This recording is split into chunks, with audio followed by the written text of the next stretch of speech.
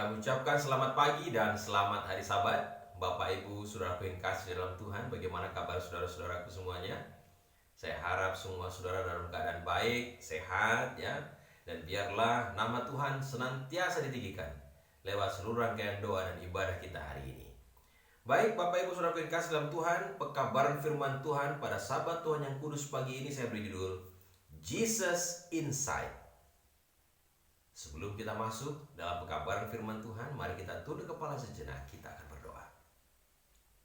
Kami puji nama-Mu ya Allah kami, Tuhan yang di sorga. Kami siap untuk mendengarkan kebenaran firman-Mu. Biarlah kasih setia Tuhan yang akan menolong kami untuk dapat memahami setiap pekabaran kebenaran yang kami akan pelajari. Ya Roh Kudus, tuntunlah kami. Terima kasih Bapa.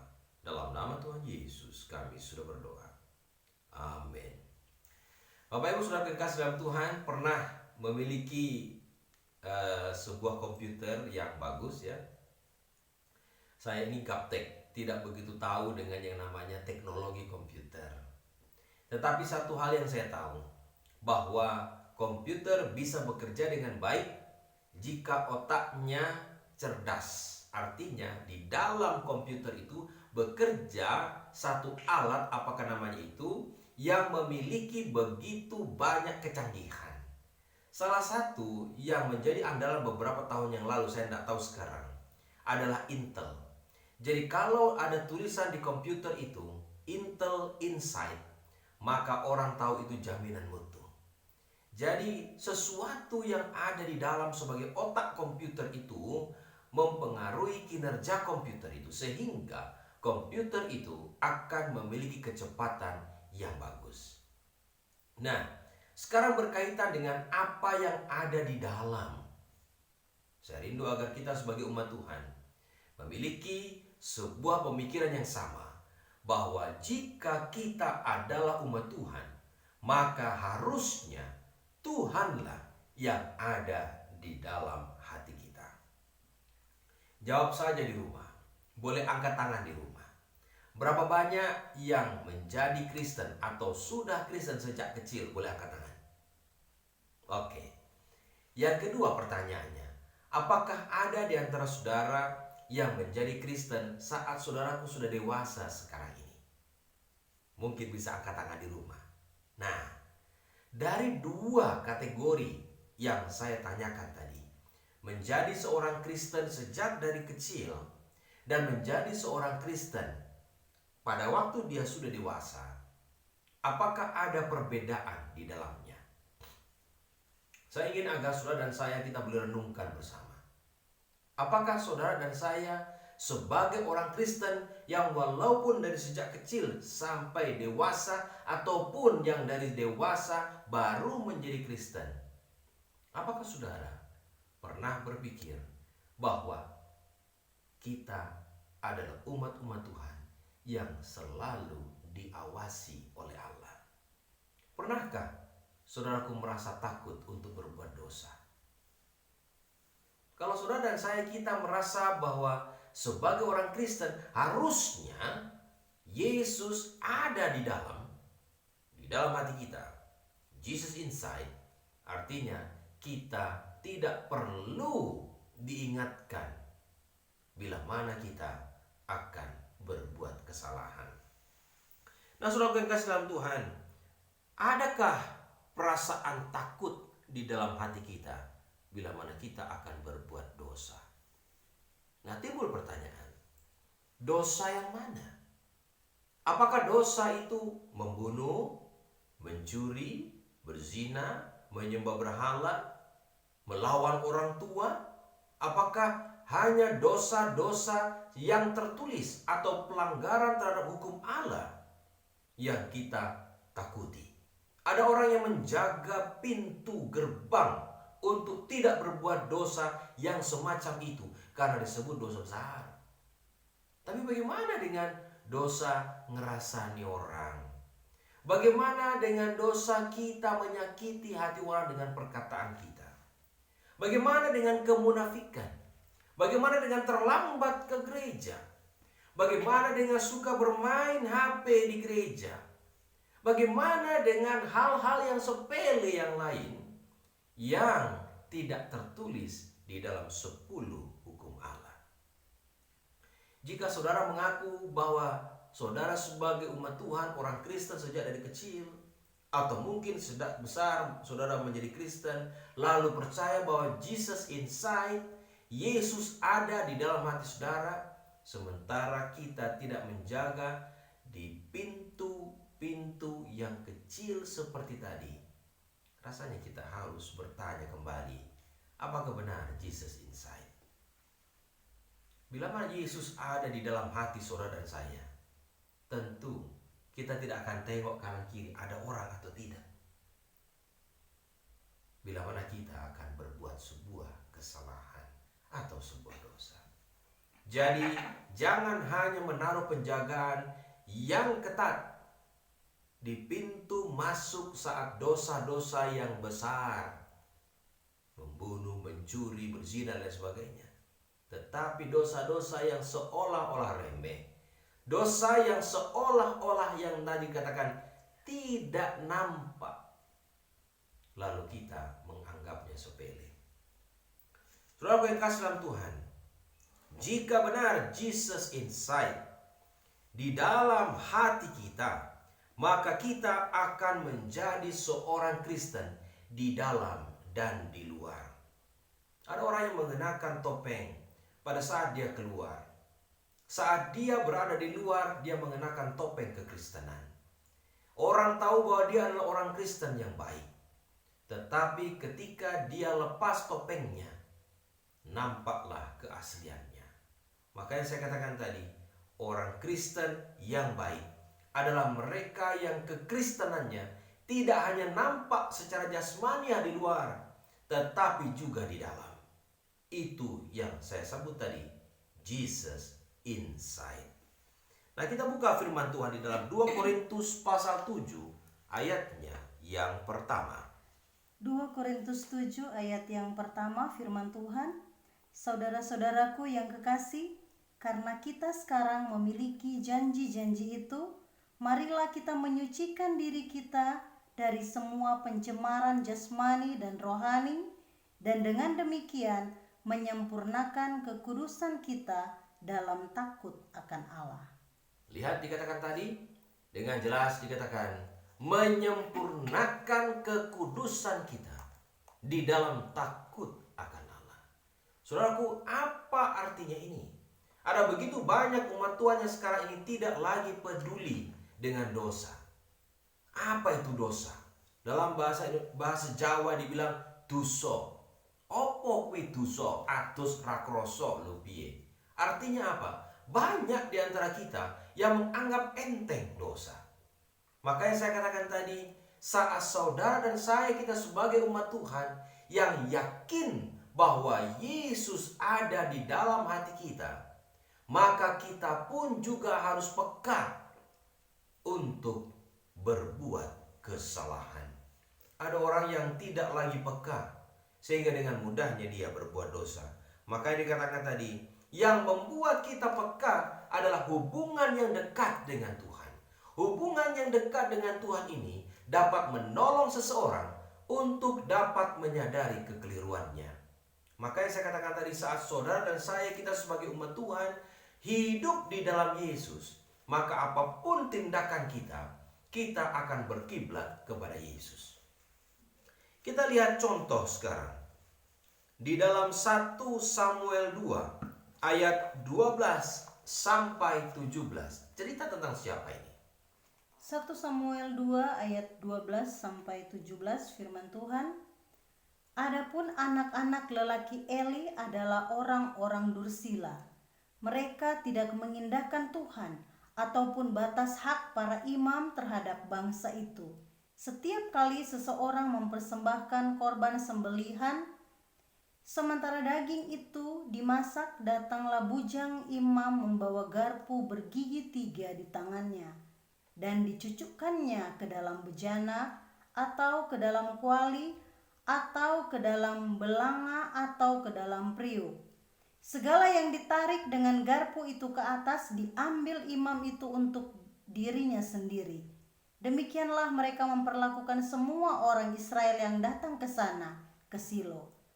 Bahkan sebelum lemaknya dibakar, bujang imam itu datang lalu berkata kepada orang yang mempersembahkan korban itu, "Berikanlah daging kepada imam untuk dipanggang, sebab ia tidak mau menerima daripadamu daging yang dimasak, hanya yang mentah saja." Apabila orang itu menjawabnya, "Bukankah lemak itu harus dibakar dahulu, kemudian barulah ambil bagimu sesuka hatimu?" Maka berkatalah ia kepada orang itu, "Sekarang juga harus kau berikan, kalau tidak aku akan mengambilnya dengan kekerasan." Dengan demikian, sangat besarlah dosa kedua orang muda itu di hadapan Tuhan, sebab mereka memandang rendah korban untuk Tuhan. Kalimat terakhir dari ayat yang tadi telah dibacakan, sebab mereka memandang rendah korban untuk Tuhan. Siapa mereka ini? Hofni dan Pinehas adalah anak-anak Imam Eli. Imam Eli adalah imam besar yang bertugas di Israel waktu itu. Dan sebagai anak-anak imam besar, mereka juga berprofesi sebagai imam. Cuma imam kecil. Yang menjadi pertanyaan adalah, bagaimana seorang imam yang mengerti dan memahami hubungan antara umat dengan yang disembah, hubungan antara ciptaan dengan pencipta, bisa bertindak seperti mereka? Hofni dan Pinehas bukan hanya tidak menghormati ayah mereka sebagai imam besar, tetapi lebih lagi mereka tidak menghormati Allah yang mereka layani. Kita lihat di sini, Hofni dan Pinehas betul bahwa mereka adalah imam, tetapi mereka adalah imam yang tidak benar. Jabatan tidak jaminan. Jabatan tidak pernah membuat sebuah ukuran kesetiaan ataupun pandangan seseorang melayani Tuhan dengan baik. Saudaraku yang kasih dalam Tuhan, mari kita bisa melihat sini apa yang dilakukan oleh dua orang tadi. Mereka mencemarkan korban untuk Allah. Kenapa bisa begini? Ada hal yang harus kita pahami. Dikatakan mereka masih muda. Rupanya tugas mereka melayani di Ka'bah tidak pernah ditegur dengan keras oleh ayahnya Imam Eli. Saudaraku, mari kita lihat apa hukuman bagi keluarga ini. 1 Samuel 3 ayat 11 sampai 14. 1 Samuel 3 ayat 11 sampai 14, firman Tuhan. Lalu berfirmanlah Tuhan kepada Samuel, "Ketahuilah, aku akan melakukan sesuatu di Israel, sehingga setiap orang yang mendengarnya akan bising kedua telinganya. Pada waktu itu aku akan menepati kepada Eli segala yang telah kufirmankan tentang keluarganya dari mula sampai akhir.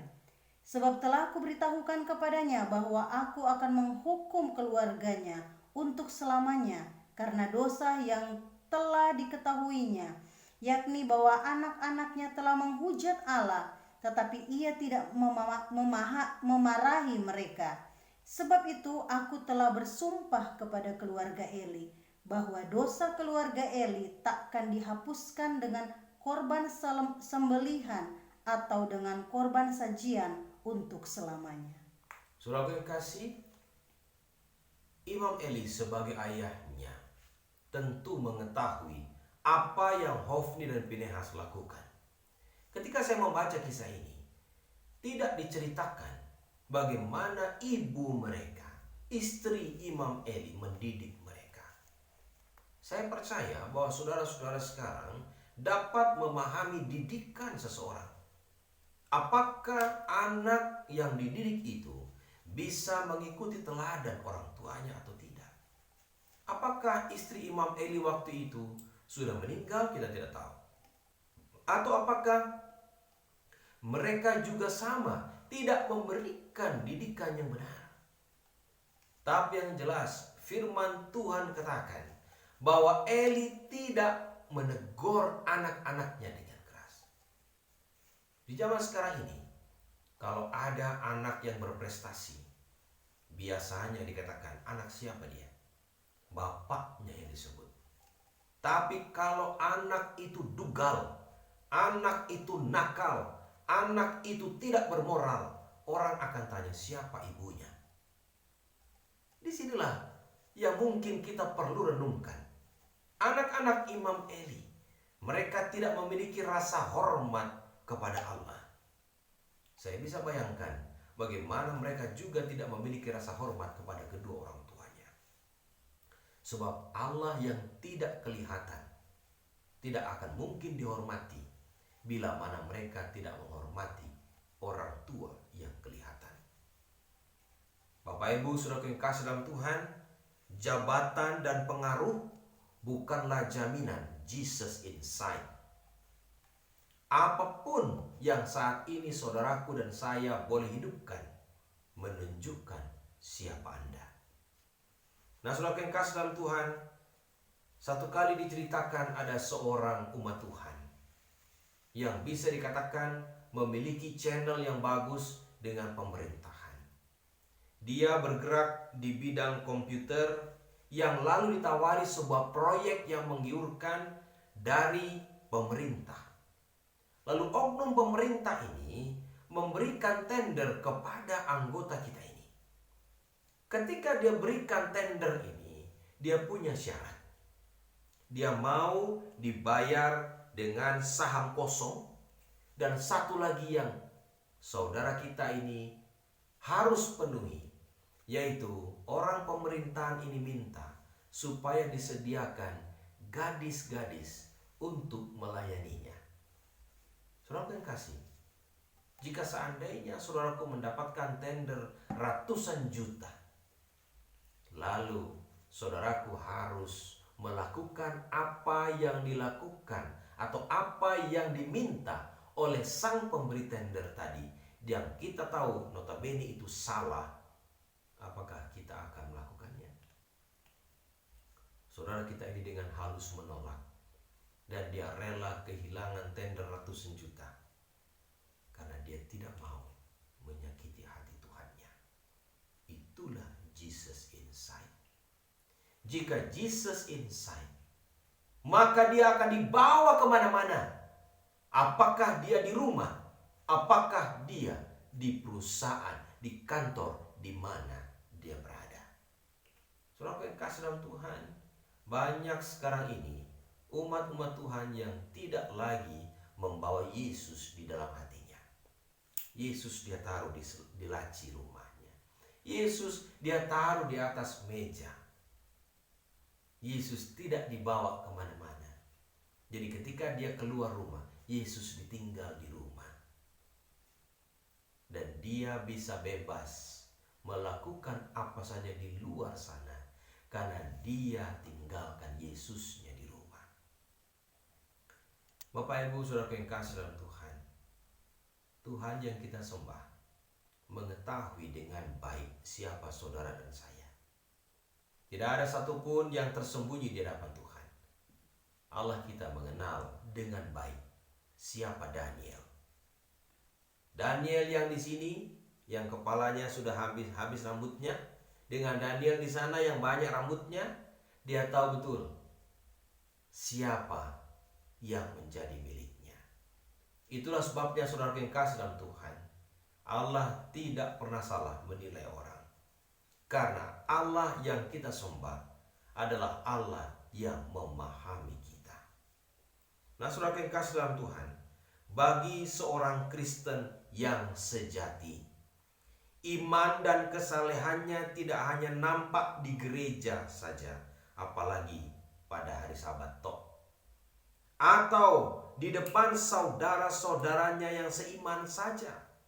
Namun seorang Kristen sejati akan memiliki iman yang nampak dimanapun dia berada.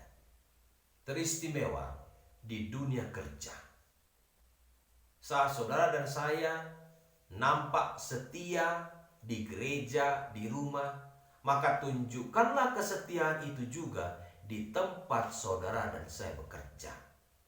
saat saudara menunjukkan karakter Kristus itu di dunia kerja, maka orang lain akan melihat benar-benar saudara adalah miliknya. Karena Jesus inside, segala tindakan saudara akan dilakukan sesuai dengan hati saudara. Bapak Ibu Saudara yang kasih dalam Tuhan, biarlah kita akan selalu teguh berpegang pada prinsip. Sebagai umat Tuhan, kita harus tunjukkan karakter jiwa kita yang sejati. Bagaimana Tuhan telah mencintai kita, biarlah kasih Tuhan itu juga akan hidup di dalam hati kita. Menjadi kesimpulan, mari kita tanyakan dan renungkan lagi sebelum kita pulang. Apakah benar bahwa Yesus ada di dalam hati saudara dan saya saat ini? Jika memang benar Yesus ada di dalam hati saudara dan saya saat ini, maka apapun yang kita lakukan betul-betul berkiblat kepadanya. Masih adakah perasaan takut bagi kita untuk berbuat dosa? Jika seandainya kita sudah tidak lagi peduli dengan dosa, sama saja kita bisa lakukan itu, tidak pengaruh. Maka disitulah bedanya Jesus inside atau Jesus outside. Mari kita buka sekali lagi saudara yang kasih di dalam buku 2 Korintus pasal 7 ayatnya yang pertama. 2 Korintus 7 ayat yang pertama, firman Tuhan, saudara-saudaraku yang kekasih, karena kita sekarang memiliki janji-janji itu, marilah kita menyucikan diri kita dari semua pencemaran jasmani dan rohani, dan dengan demikian menyempurnakan kekudusan kita dalam takut akan Allah. Menyempurnakan kekudusan kita dalam takut akan Allah. Saat Jesus inside, saudara dan saya akan lebih peka terhadap bisikan Roh Kudus. Saudara dan saya akan lebih peka dalam berbuat dosa. Sehingga saat kita hidup sekarang ini, kita betul-betul berada di bawah tuntunannya. Ayat terakhir, mari kita buka di dalam Wahyu 3 ayat 20. Wahyu 3 ayat 20, firman Tuhan, lihat, aku berdiri di muka pintu dan mengetok. Jikalau ada orang yang mendengar suaraku dan membukakan pintu, aku akan masuk mendapatkannya, dan aku makan bersama-sama dengan dia, dan ia bersama-sama dengan aku. Pernahkah Bapak Ibu melihat sebuah lukisan Yesus berdiri di muka pintu mengetuk? Perhatikan baik-baik. Apakah pintu itu ada handle-nya di depan? Saudaraku akan dapati pintu gambar Yesus mengetuk itu tidak ada handle-nya. Artinya apa? Pintu itu hanya bisa dibuka dari dalam, tidak bisa dari luar. Pintu-pintu zaman dulu itu hanya bisa dibuka dari dalam, karena kuncinya itu grendel, itu hanya bisa dibuka dari dalam. Jadi kalau Yesus mengetuk pintu, itu artinya dia meminta kita dari dalam untuk membuka pintu itu sehingga dia bisa masuk. Yesus tidak bisa memaksa untuk masuk ke dalam hati saudara. Hati saudara dan saya hanya bisa diisi oleh Yesus kalau saudara dan saya mau membukanya. Jadi sahabat Tuhan yang kudus siang hari ini, biarlah kita pun boleh membuka hati kita. Izinkan Yesus masuk ke dalam hatimu. Izinkan Yesus untuk tinggal di dalam hatimu. Jika dia ada di dalam hati kita, Jesus inside, segala tindakan kita akan dituntun olehnya. Bapak Ibu Saudara yang kasih dalam Tuhan, hidup ini penuh dengan tantangan. Hidup ini penuh dengan cobaan. Hidup ini penuh dengan berbagai macam ujian. Saudara dan saya akan selalu berada di bawah naungan pencobaan setan. Jangan pernah merasa diri kuat. Saat saudara dan saya berada di dunia sekarang ini, setan akan selalu berusaha menjatuhkan kita. Ingat, Dosa bukan hanya yang nampak dalam 10 hukum, pelanggaran 10 hukum. Ada banyak sekali dosa yang mungkin selama ini kita anggap remeh, kita anggap enteng. Semoga Allah menolong kita agar kita boleh lebih peka terhadap dosa. Saudara dan saya sebagai umat Tuhan betul-betul memiliki Yesus di dalam hati saudara, maka saudaraku akan lebih dapat memahami teguran dan bisikan ilahi. Semoga Allah menolong kita menjadikan hati kita peka dan benar-benar merasa yakin Yesus ada di dalam hati kita. Jesus inside. Mari kita berdoa. Terpujilah namamu ya Allah kami, Tuhan yang di sorga. Kami percaya bahwa kasih sayang Tuhanlah yang telah memanggil kami untuk menjadi anak-anak-Mu.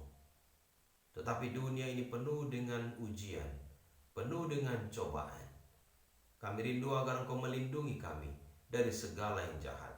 Dan tolong kami Tuhan, agar kami benar-benar dapat hidup sepadanan dengan iman kami. Ada kalanya kami kalah terhadap cobaan. Kami jatuh di dalam dosa.